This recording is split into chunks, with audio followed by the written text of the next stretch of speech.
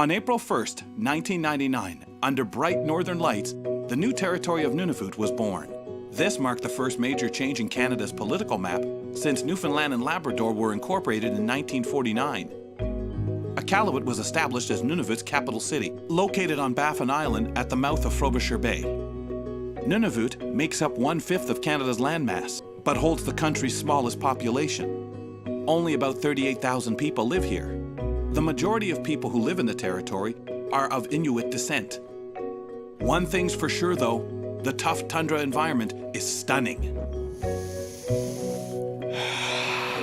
Now that's some fresh Arctic air. AMI Originals presents A Taste of Nunavut. I'm your host, Kelly MacDonald. Welcome to Nunavut. Over the next hour, we'll learn more about the landscape, accessibility, and culture of the territory. Nunavut's capital city is Iqaluit, meaning land of many fish in Inuktitut.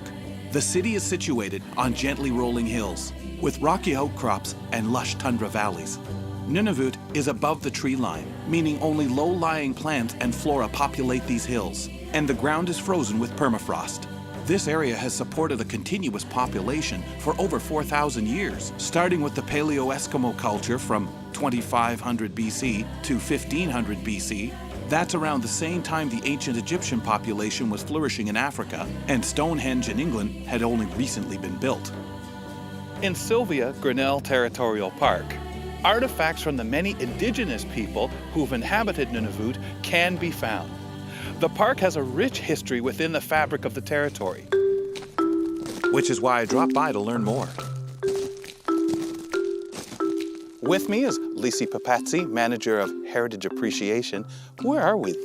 We're in Iqaluit. We're at Sylvia Grinnell Territorial Park. That's the English name. The Inuktitut name is Iqaluit Kunga, means it's a river where fishes are. In our back, there's a river, and Inuit used to come here in the late spring and summertime to come here and fish because this area was really well known to have big fish. So they would come here in the summer, harvest as much as they can, dry some, catch some, and then in the fall they would be going to a different location because Inuit historically followed the wildlife. And though thousands of years have passed since this spot was first used as a source of nourishment, that tradition hasn't changed much over time. It's nice and quiet. It's within the city limit. It's like untouched. There's no roads out there. It's all pristine. And it's really easy to get into as well. It really is pristine. It's easy to see why this is such an attractive spot. From our vantage point, the river is a bright blue teal color. Snow and water lie melted on top of the ice below, giving it its striking hue. The frozen river is just a remnant of the thick Arctic glaciers that carved this area up. In fact, the massive weight of glacier ice compressed the land so much that when the ice retreated, the sea level in this area was 12 meters higher than it is today. I had to get closer for a better look. So, Lisi, we're sitting on a bench with our backs to the river. When it's dead winter, people come out here with their skidoos and they bring an ice chisel and they chisel right pieces of ice. Despite the ice surrounding us, it's not the dead of winter. In fact, it's spring. And traditionally, the Inuit calendar has more than just 4 seasons, including early spring and early fall. But as Lisi explains, the seasons are mainly understood by patterns of wildlife in the area, like geese or polar bear. We have what we call the seasonal cycles. So this time of the year, it's a season for this area. It's a season of migratory birds coming in. There's some ptarmigan, like a grouse, they're in now. Recently, people have seen Canada geese, so they're starting to migrate up. After them, it'll be the ducks. The ducks will then start migrating. The last season was the season of the seal pups, when the seal pups are born on the sea ice. Since we're so close to the city center, there aren't many seal pups around here, but you might spot an Arctic hare or Arctic fox if you're lucky. One animal you'll see and hear for sure throughout the park and city are ravens, and their very unique mimicking call. You're also guaranteed to see some of the most unique plant life in all of Canada. In the summer, bright yellow, purple, and red blooms dot the rolling hills. Lisi and I hiked up the tundra in search of some fantastic flora. And along the way, we took in some historical features and traditional way markers, Inuksuk's.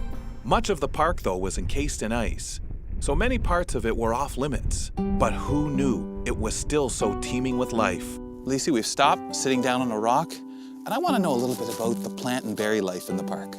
In the north, our plant season is very short. We have a short time frame for plants to grow, so they grow as fast as they can and whenever, and they're kind of opportunists because our ground doesn't have a lot of nitrogen and phosphorus. Opportunists? I like that. These hardy plants were used in a variety of ways in traditional Inuit culture. If you feel it, we call that the Labrador tea. The Labrador tea? Yeah. So if you try and smell it, I don't think there's a lot of smell, but in the summertime, it's one of the more stronger smell. Well, it kind of has a hint of, Yeah. like a jasmine almost to Yeah. me. If a person was sick, they will collect a bunch of those and put them beside the person that's laying down. You can also make some sort of tea out of them. These are lichen. Oh, I've heard of lichen. Those are kind of light green, grayish lichen. They're kind of very hairy. It feels that way. The Inuit name for these ones is, it means like pubic hair. Yeah, kind of came to mind. You feel it. You know, Inuit are very direct in that way, so we call these like a pubic hair lichen.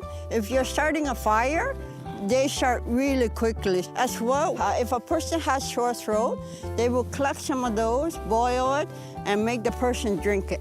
I noticed the texture of the rock that we're sitting on. Yeah, these are different things types on of it. lichen all across the north and in the park. That these are lichen that are growing on the rocks. And different colors have different species. There's some black ones, that's kind of really into it. There's some light green ones as well. There's some gray ones. There's some pale white, yellowish ones. So it's all very much different colors. Wow, that is different. And the texture is different. Yeah. This one's smoother, where the ones on the bare face of the rock, Yeah. not kind of in a crevice. Yeah. They feel a little more just like something clinging right to it, holding on. Yeah. Really cool. And when you see Inukshuks out on the land and they're covered in this type of lichen, the more they're covered, then we know they're older. The Arctic tundra of the North is a unique treasure on Canada's map, and with Lisi's help, I've had the honor of discovering just a taste of its beauty. But this beauty may be fleeting, as I learned when I met up with Brandon LaForest, Senior Specialist of Arctic Species and Ecosystems with the World Wildlife Federation in Canada. So we're seeing about a 10% decline in sea ice extent in terms of September measurements every decade from 1970s up until now. So quite a lot less sea ice, and that has a lot of impacts when it comes to both people and wildlife. Ice-dependent species like polar bears and beluga and narwhal and bowhead and all these animals that depend on the ice have less of an environment and altered life cycle due to changes in sea ice. It also affects the local people here who depend on the sea ice to go out hunting, to travel. We have the tree line creeping north. We have biting insects being more persistent because of a longer summer season, and just other general changes in terms of the ecosystem and the food web up here. These changes in Arctic climate impact all of us across Canada, as all of our ecosystems are so deeply intertwined, which is why it's important that we do our part across the country to augment these changes. Just small contributions make a difference. Be energy conscious, make choices every day that help limit your energy consumption and try to contribute to a greater good. Coming up next, we visit a cafe whose employment opportunities are heating up the tundra. This place is wonderful, it's lovely, it's a friendly environment. You're watching AMI Originals presents A Taste of Nunavut. We now return to AMI Originals presents A Taste of Nunavut. I'm your host, Kelly MacDonald. Welcome back. In Nunavut, there are around 3,000 people living with disabilities. But it wasn't until 2005 that the Nunavumi Disabilities Makani Swati Society, located here in Iqaluit, was founded. I decided to stop by the Inclusion Cafe. one of their initiatives to learn more. Ted is busy chopping away at some onions. In fact, the kitchen's quite busy here at the Inclusion Cafe headquarters, a catering company run at a local food center in Iqaluit. I was raised here since I was about 2 years old. This is actually one of my first time cooking here. I had a bicycle accident when I was 16 years old. From then on, I couldn't find a job that I was more suited for, but when I found this place, it was turning out to be great. The Inclusion Cafe is one of the many initiatives that project manager Carolyn Curtis works on to ensure that people with disabilities in Nunavut secure employment. The Nunavut Disabilities Makiniswatit Society was started basically because there was no other organization to really provide a voice, an outlet for people with disabilities, and to really pursue services and supports that they needed. You know, basically Nunavut felt they had a lot to contribute to their communities, and they needed an organization to really foster community inclusion. The MDS acts as a beacon in the community for information on disability and accessibility. It's also both an employment agency for persons with disabilities, as well as a labor market facilitator. In the community, they make sure business owners know there's a whole host of people ready, willing, and able to work. It was important to start the Inclusion Cafe. There weren't a lot of opportunities for people to be employed here, and there was a lot of apprehension about employing people with disabilities. So part of it was to prove to the community and prove to employers that these people are capable, that they have a lot to offer. People with disabilities needed opportunities to learn some employability skills, to get some training, and to do it on the job rather than just sit in a classroom and be lectured. We all love cooking, so it makes the experience much healthier for me to go through. It's providing great services to individuals with disabilities that are unable to find employment in Iqaluit. Ted's co-worker Tepisa feels the same way. Right. Master Zester over here. I've been working here for 1 year. I enjoyed it a lot. I used to be housekeeping in a hotel. Sometimes it's really hard for me to do. I've heard them say that it's changed their lives.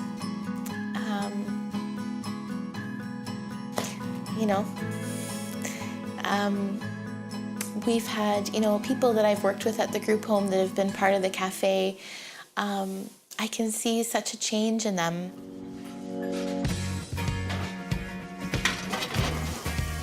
They're at a shift and they're just so overwhelmingly happy to be appreciated and to be contributing. And the community has been overwhelmingly supportive. The food center here, which houses the soup kitchen and the food bank, they offered us their commercial kitchen to prepare our food and to provide catering services.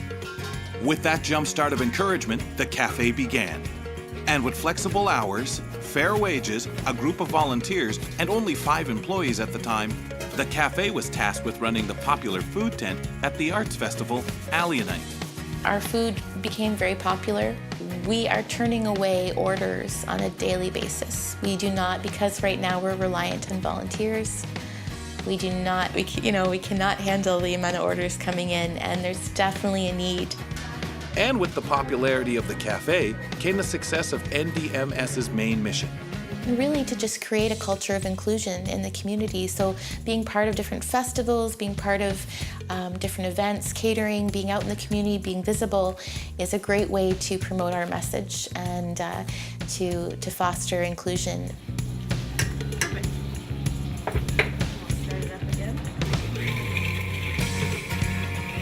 Everything we make is from scratch. We have picture recipes that we use with the employees, so they can follow clear picture instructions with color-coded measuring cups and so on. For people that have vision impairments, we can have the recipes read out on the computer. That sounds like my signal to roll up my sleeves and help out.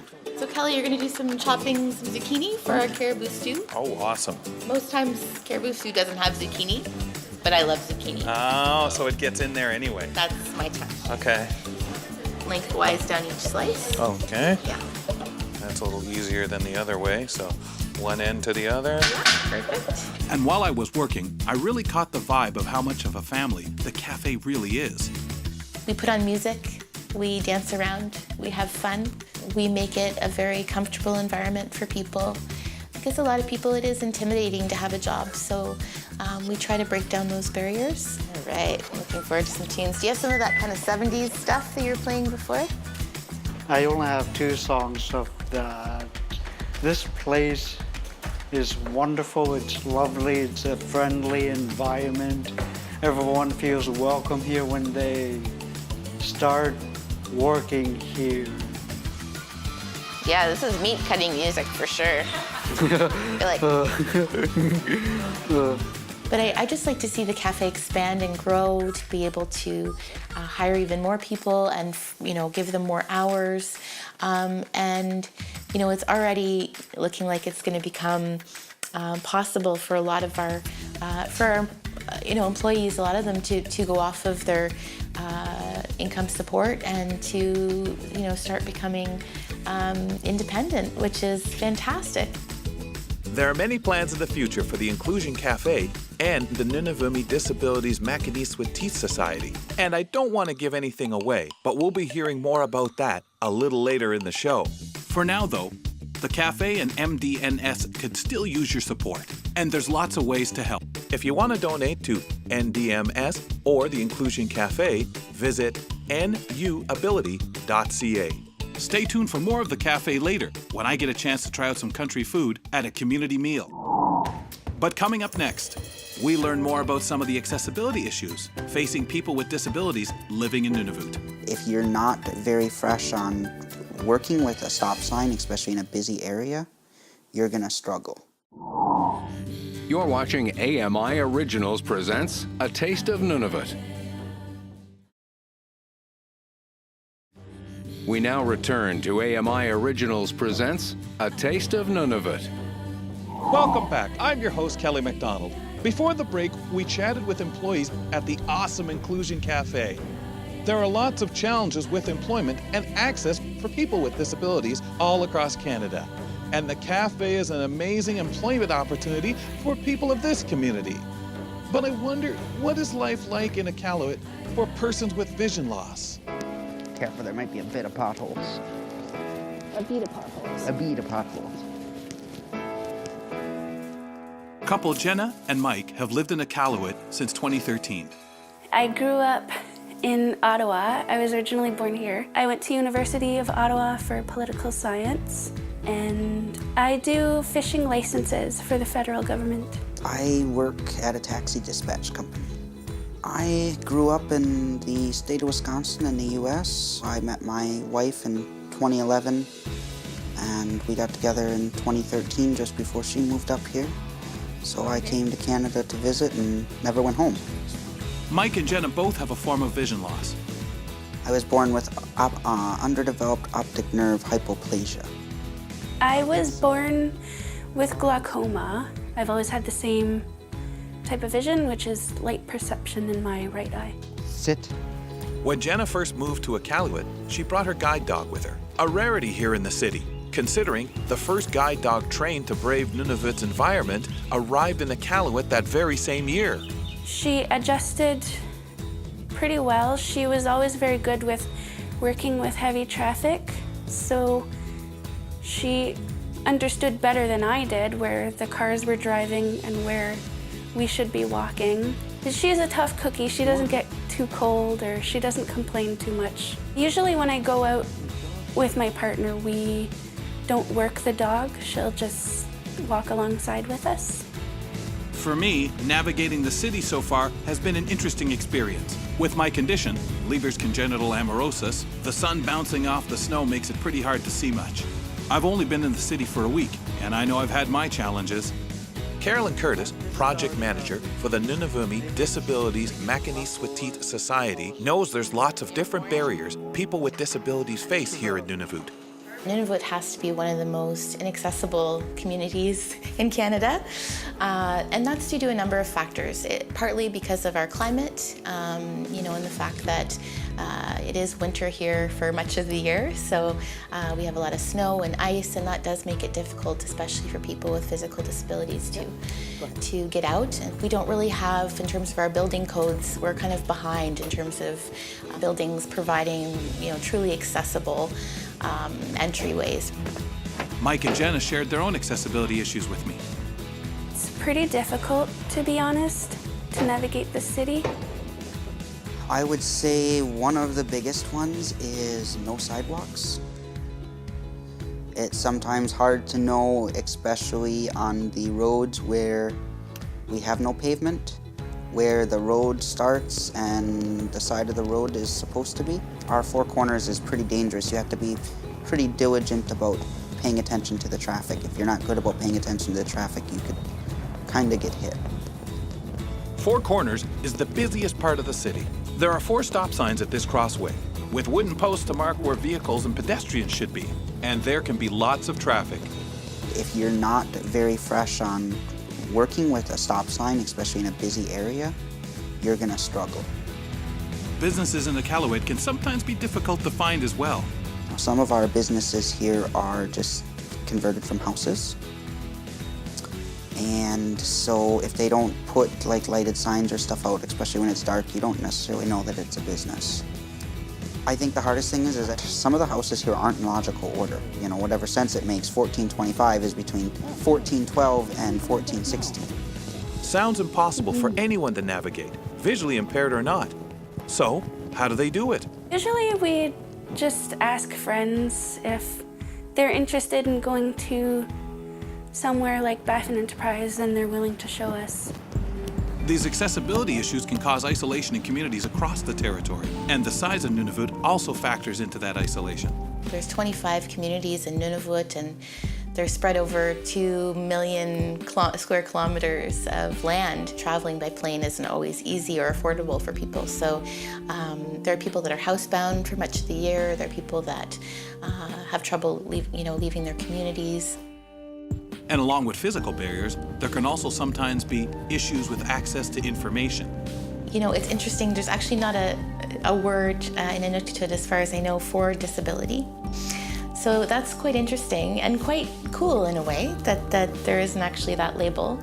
On the other hand, like everywhere else, a lot of Nunavut, they don't want to identify themselves as having a disability. They don't want that label. But it does make it challenging in terms of accessing services and supports. Mike and Jenna have seen improvements in the community since they first arrived, but sometimes that change can be hard.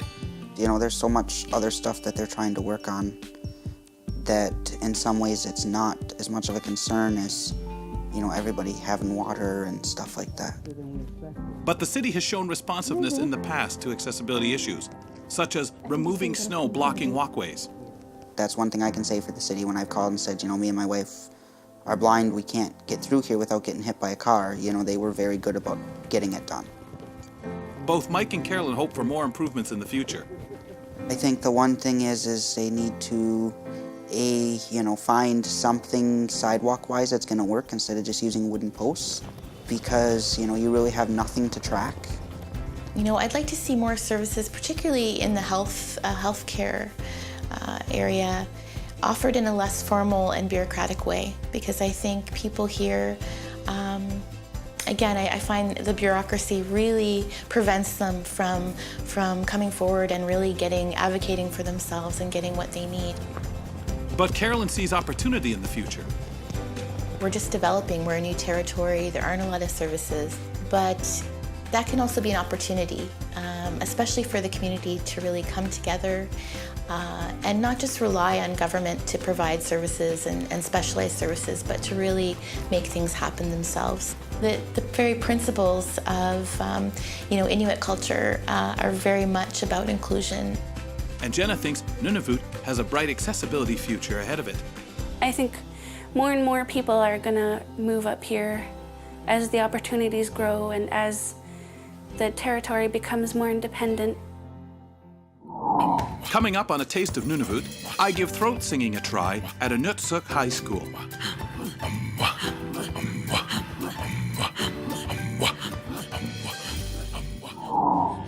You're watching AMI Originals presents A Taste of Nunavut. We now return to AMI Originals presents A Taste of Nunavut. I'm Kelly MacDonald. Welcome back. You know, everyone loves a good tune. Some of you may not know this, but I was actually a radio DJ for a short time in college. I love a good bass line on a funky Motown hit. But the way we understand music today is not how many traditional cultures understood music, including the traditional Inuit culture.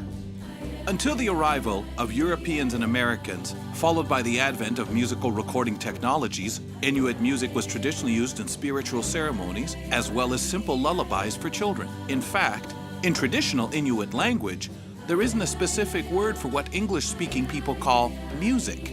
The closest word in Inuktitut is nipi, which includes music, the sounds of speech, wild animals, the forces of nature, and noise. One of the most popular forms of song is Ketijak, or Inuit throat singing. If you've never heard Ketijak before, you're in for a real treat.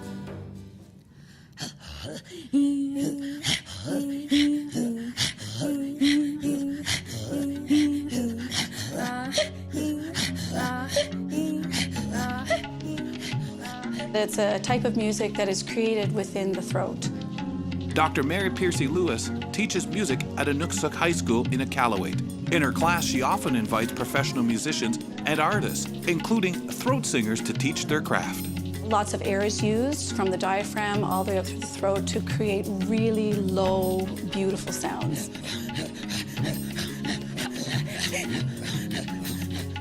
And then mixed in with those types of sounds are sounds that mimic nature. So you could have the sound of a goose or sound of geese coming out mixed in with these low sounds.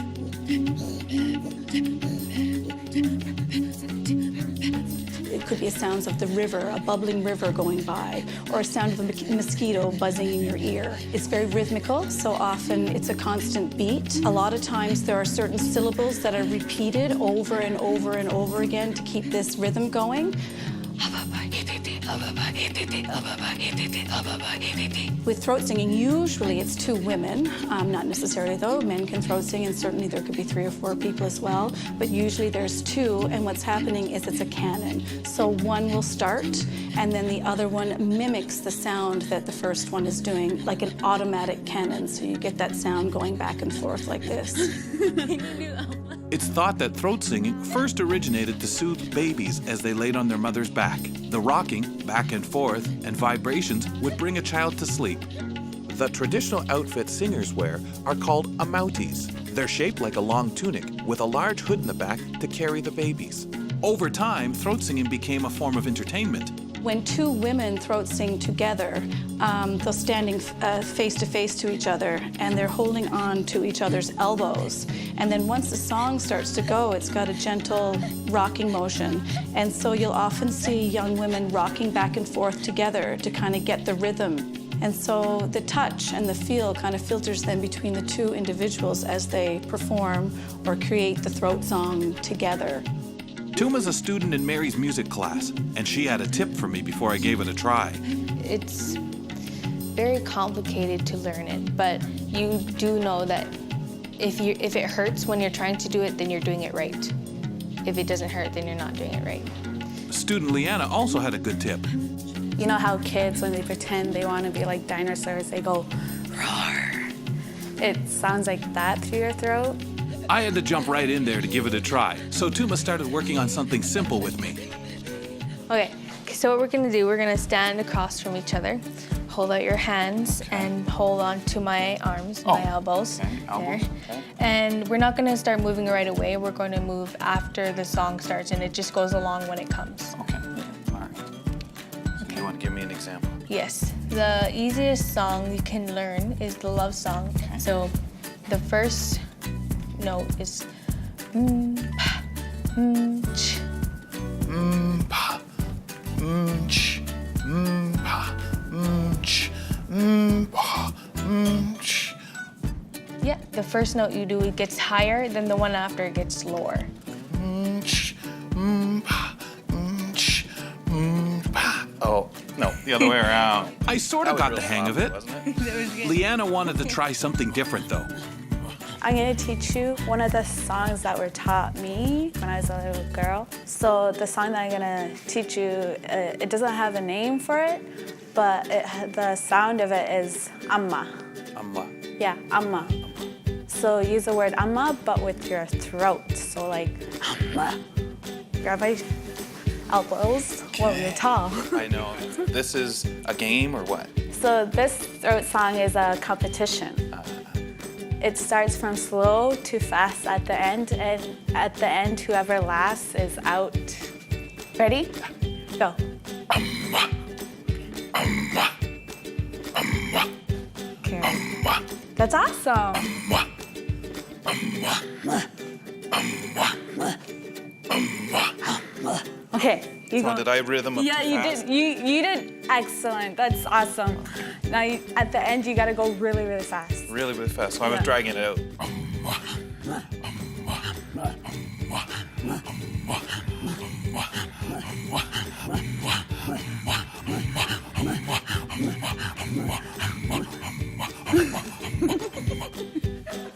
You got that great laugh. I love it. I had a ton of fun learning with Tuma and Leanna. I also loved that this awesome tradition is being carried on at Inuksuk High. Music is a wonderful way to incorporate Inuktitut within the curriculum and to make sure that Inuktitut is alive and well within music. It is very alive even within the family, not just at the school. It is definitely alive and well in Iqaluit. Coming up next, we catch up with a local artist who's passionate about carving. It kind of runs in my family. I watched my grandfather do it as a kid growing up, you know.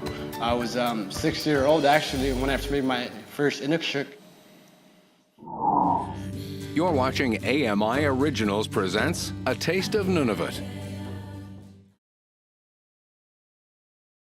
We now return to AMI Originals presents A Taste of Nunavut. Welcome back. I'm Kelly MacDonald. Nunavut has more artists per capita than any other place in Canada, and it's easy to understand why. You can't help being inspired by the rolling tundra of the north. Artists in Nunavut express their inspiration in many different forms, perhaps the most popular being print, textiles, and my favorite, carvings. I met up with Mo, a local artist, to learn more about his craft. Mo sits out on an icy stoop just behind his house. Bundled heavily, he carves beautiful figures out of rough, unshaped soapstone. I've been carving for 10 years now, since I was 16. My mother passed away. I had no source of income, so I had to do something to get paid. I started carving Inuktitut. I mainly do it for my son. Before, I did it for just to get a living, but now I do it for my son, just to feed my son. Mo has been working on his method for a long while. It kind of runs in my family. I watched my grandfather do it as a kid growing up, you know. I was 6 years old actually when I first made my first Inuktitut with my grandfather's assistance. I followed him to where he sold his pieces to. I've been selling them there most of the time. Mo says when he looks at a piece of stone, he can already tell how the sculpture will come together. And when he's ready to carve, he has his pick of tools to use. I use an angle grinder to shape it up, and files to round it up, and sandpapers to smoothen it up. When his work is complete, Mo mostly displays and sells it at the Nanada Zanakutungit Museum here in Iqaluit. Curator Guy O carefully selects pieces to be displayed in this historic museum. Our museum has a very interesting history. Museum Society was formed in 1969. They started collecting artwork to keep the artwork for future generation to see, and also to keep the work up north and keep it in the safe place. But when they formed and collected the work, actually museum didn't really have any place to keep anything as a museum. So they were called like a museum with no walls. The museum did finally find a home in an old Hudson's Bay storage facility. and now boasts a generous following of visitors and regularly held community events. The museum displays both historical and contemporary examples of Inuit art and artifacts, including some very old snow goggles.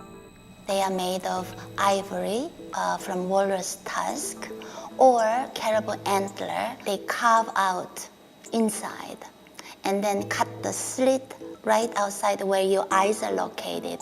So if you look through that piece, you can see through that slit that's cut out. Because when you go out in springtime, when snows are covered all over and very, very bright sunny day, it just blinds you.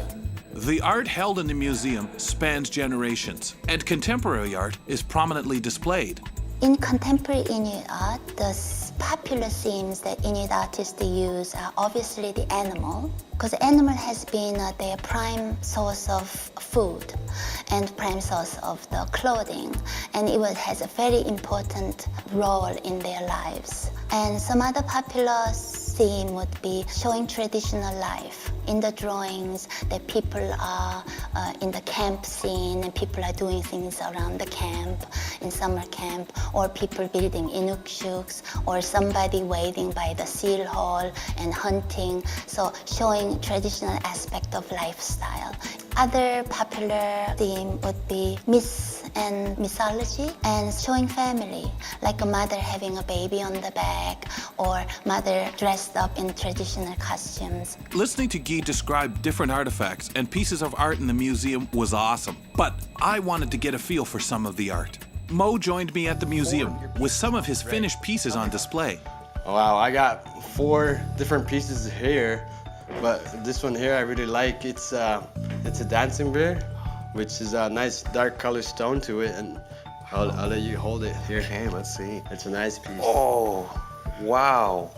This one is nicely detailed. I took my time on this one. So he's in mid-stride, like dancing, because one foot's up. I can feel the claws. They're very detailed. I can feel very smooth. I have a walking bear over here too as well, which I really like. All right. It's a nice walking bear. Oh gosh. Look at the stretched out neck. He's about to run. Polar bears, they have a longer neck than grizzly bears. Grizzly bears, they have a thick, wide neck, and polar bears, they have a long, thick neck. That is really great. Thank you. And I got another piece here, which I liked personally, because if you feel it, you'll see it. He's expressing himself. He's expressing himself. So he's a bigger guy, he's heavy, and he's stretching. Oh, yeah. And I would imagine roaring or about to chase something. The one foot's propped up. That's good flex. I like that one. Good build. That's awesome. Thank you. Smooth. It's like he's kind of like yelling at the sky. Yeah, that's right. I really loved Mo's work. His dedication to his art was impressive, and his own son has already started to show an interest in the family business. He asked me to help out, he wants to sand my carving, but he's 5-year-old right now. I think it's very important to keep that tradition alive, That's what I'm gonna do with my son. Coming up next, I go on an icy snowmobile adventure crossing Frobisher Bay. You're watching AMI Originals presents A Taste of Nunavut. We now return to AMI Originals presents A Taste of Nunavut. Welcome back. I'm your host, Kelly MacDonald. Earlier, we learned about the incredible environment and ecosystems of the Arctic at Sylvia Grinnell Park. There's so many animals and plants that you can't find anywhere else in Canada. Likewise, there's some pretty stunning terrain that you'll only find right here in Nunavut. I made my way out to one of those features, a Polinia with Arctic Kingdom, a local tour company. And you bet I got there in style. That's me and my guide Jacob on a snowmobile navigating the bumpy frozen Frobisher Bay. Behind us, we're pulling a kamatik, a traditional Inuit sled. These sleds provided the best means of transporting people and gear across the frozen areas for hundreds of years.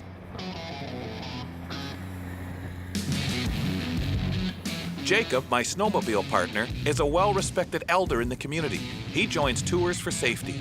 He has a lot of experience spotting the ice for breaks or thin areas.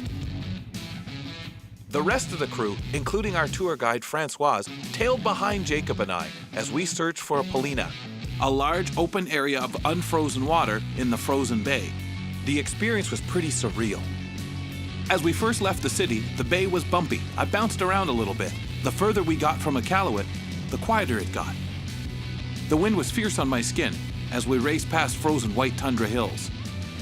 At times, the horizon seemed endless. The white snow kissed the pale white sky, and it truly felt like we were completely alone. The hills close to the Paulina were teeming with lichen, giving them sometimes eerie red and orange coloring. And then we arrived. So what exactly is a Paulina? Tour guide Francoise told me more. So a Paulina is actually an open water in the sea ice, and they are actually pretty recurrent on like each years at the same location. And it's an open water that stay like even if it's like way below zero, and even sometimes it's like -70, it will always stay an open water site. So some species will really even their behavior is influenced by the presence of the Paulina because it's really important for them. So could you describe this particular Paulina to me? How big? It's kind of changing right now. Like every time we come, it's getting bigger a little bit. But I would say to swim the other side, it's probably 200 meters. Okay. And it's probably like half a kilometer long. Okay. And you have like giant ice cliff, about probably like 30 feet, and it can be 40 feet high. Oh my. How do they get here? Like, I expected all this to be flat, except for a hole. Yeah, no, it's because we're moving. The tide moved all the sea ice. We're surrounded by little islands. So the ice cliff, got kind of, the ice stay on the coast of the island. So then the sea ice move and create those really giant ice cliffs. Now, what creatures would we find drawn to So they actually calculate that almost like all the seabirds that comes in the Arctic for nesting, their nesting area are to a flying distance to Paulina. So it's tell you how much important it is. Or Paulina are really important for Arctic cod for feeding. So then like the chain start, and seal gonna really depend on those places. Walrus, narwhal, beluga are all depending on Paulina. Some researchers compare it to an oasis in a desert. Oh wow. Yeah. Like an oasis that draws creatures to it. Yeah, exactly. We got incredibly lucky on our trip. As we approached to Paulina, king eiger ducks passed us overhead. These large creatures live in the far reaches of the Arctic and head south to tundra where they breed in the spring. Francoise told me this is the first time they've spotted these ducks this season. Our adventure was incredibly unique and unlike anything I've ever experienced before. This is a very peaceful place. I love the sound. Other than the cold, it's like sitting on a beach. For natural sounds that we are so used to on land, they're not here. There's some seagulls that I've heard pass over, and that's it. Out here, I find it very serene, peaceful, a place you would come stand and just think. Coming up next, I get down and dirty making some traditional country food at the Inclusion Cafe. My hands are totally covered in it. It sticks to you pretty good, doesn't it? Yes, it does. And you can still tell that it's flour? Yeah.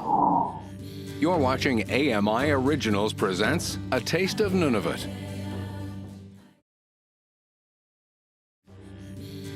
We now return to AMI Originals presents A Taste of Nunavut. Welcome back. I'm Kelly MacDonald. We've explored the vast Arctic tundra, learned more about the history of Nunavut, and had a chance to immerse ourselves in the beauty of Inuit culture. But I couldn't leave Nunavut without taking a big bite out of it. I met up with our friends at the Inclusion Cafe, who often make traditional dishes known as country food for the community. They're having a special dinner tonight that they let me help prepare. I'm with Carolyn Curtis. Who's coming to dinner tonight? Well, we're invited, all our supporters of the Inclusion Cafe, so we're especially honoring the Food Center and its board tonight and its volunteers, as well as our own volunteers. And we've also invited many other partners we have in the community. So why is it so important to celebrate the members of the community and the volunteers? Well, nothing like the Inclusion Cafe or any type of enterprise like this, grassroots enterprise, happens because of one person. It happens because of many people who support it. And you're serving country food. What is that? So country food is the food that comes from the land and the sea here. So, you know, whale meat and blubber, fish, caribou. It's the food that Inuit have lived off of for hundreds and hundreds and hundreds of years. Looking forward to trying it out, but I guess I have to help out in the kitchen first. Yes, yes. Okay. Tonight I'm going to help my friend Ted make bannock. Bannock is a traditional bread that can be found all across Indigenous cuisine in Canada. The bread is often used in Inuit cooking and has a delectable consistency. Usually the bread is fried, but Ted and I have decided to bake ours. Okay, Ted, I'm ready to now make some, how do you say it? Palawak in Inuktitut, bannock in English. You can compare it to regular bread, but the difference is that we roll up the palawak into little tiny ball and we squish it down a bit on the pan. Ted and I start by pouring 12 cups of flour into a big bowl. And that is 12 cups of flour. Awesome. Then we add baking powder, salt, and sugar. We mix the dry ingredients, then add 3 cups of vegetable shortening and 1 1/4 cup of milk powder. After we put that in, we add 5 cups of water. All right. Once the water's in, we start to mix and mix and mix. Ted, I'm gonna let you take over. Okay, now you said I can take the dough off my hand, so just pull it off and kind of just peel it all off. Then we start forming the bannock. We get a small piece. So you just pinch a small piece? Yes, and I will hand it to you. Okay, and then what do I do?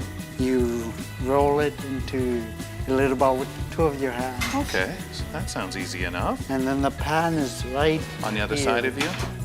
That's it. Our bannock is ready for the oven. As they cook, we get the food center ready for our guests. And suddenly, it's time for the feast. The center is packed with about 50 to 60 community members. On the menu tonight is something I've been aching to try since I got here. Caribou stew. The caribou is, to me, closer to beef, especially being in a stew. And that could be just a mental thing, but boy, is it ever nice and tender. So the food itself is wonderful. My table conversation here is absolutely great. I wanted to learn more from the community, why the cafe is so important to them, and how the food truly does bring community together. So I decided to visit other tables.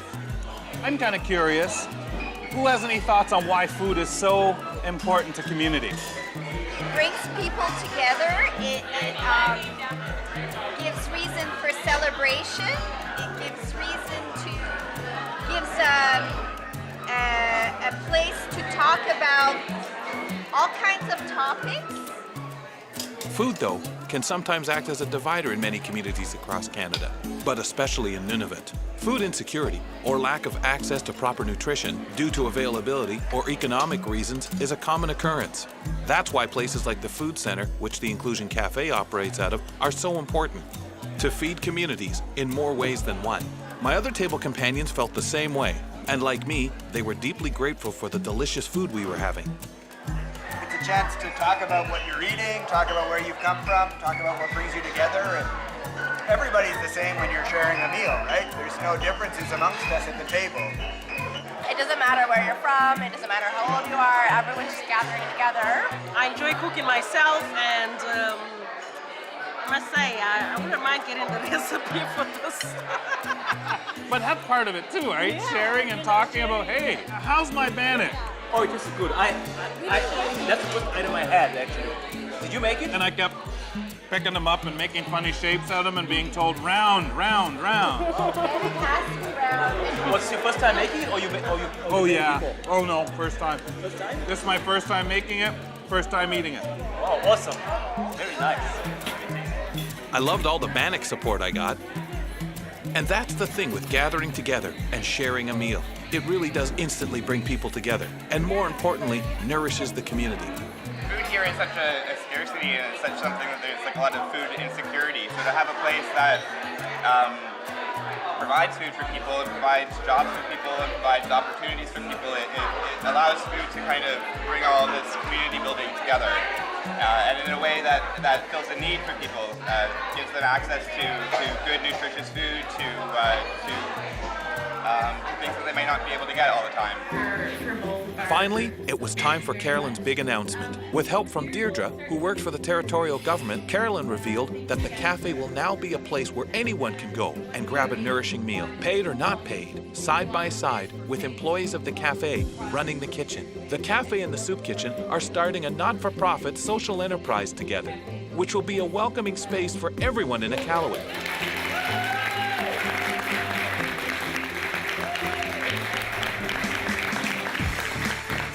Everyone was more than welcoming to us. Community really is alive here. We hope you've enjoyed our little taste of Nunavut. Host Kelly MacDonald. Narrator Bill Hunt. Producer and writer Elena Falcone. Videographer Ted Cooper. Editors Ted Cooper, Andrew Antonello. Audio post Santiago Moffat. Graphics Mike Smith. DV specialist Emily Harding. Production supervisor Janice Civitelli. Senior producer Michelle Dudas. Director production Karen Nye. Director programming AMI TV Brian Perdue. Vice President programming and production John Melville. President and CEO David Arrington. Copyright 2016 Accessible Media Incorporated.